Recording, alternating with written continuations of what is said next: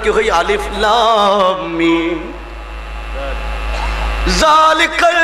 কিতাব জিবরিল আমিন আয়াত শরীফে আর রাসূল দরবার যেদিন আইনে জিবরিল খদে আলিফ জিবরিল খদা আলিফ আর নবী খদাই বুঝি সুবহানাল্লাহ না রাসূল আয় আন্নি আয় তো নো বুঝি জিবরিল খদাই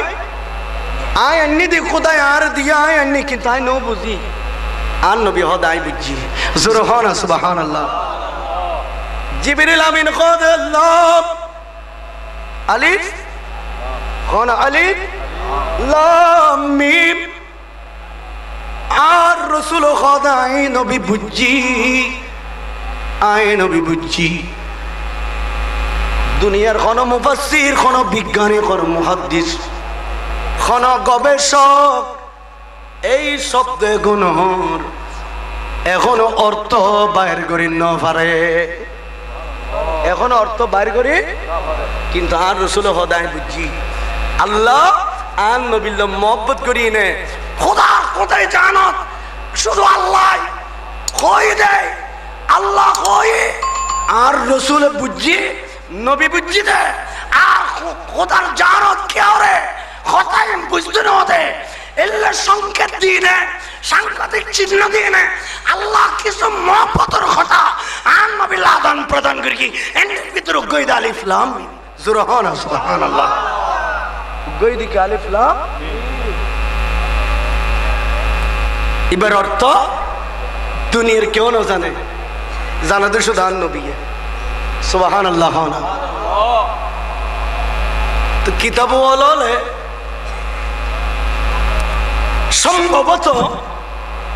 সম্ভবত হদিবের অর্থে লইতে পারে ওই তো পারে নই তো পারে ওই তো পারে তো ইতারা কিতাব লেখত দে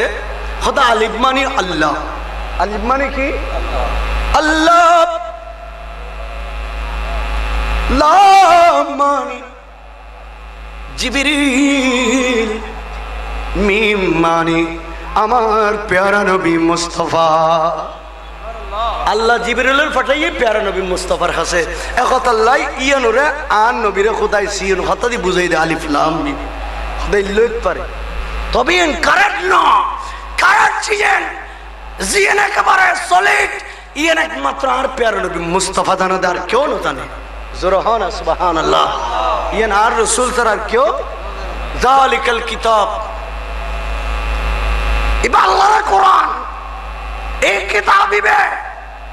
ইবে কিতাব লা রাইবা ফি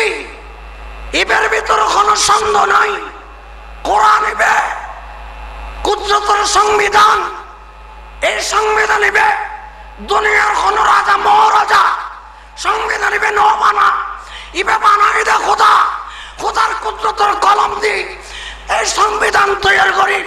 নবী মুস্তাফার কাছে পৌঁছাই দে ইবে এক নতুন সিলসিল বর্তমান হইলে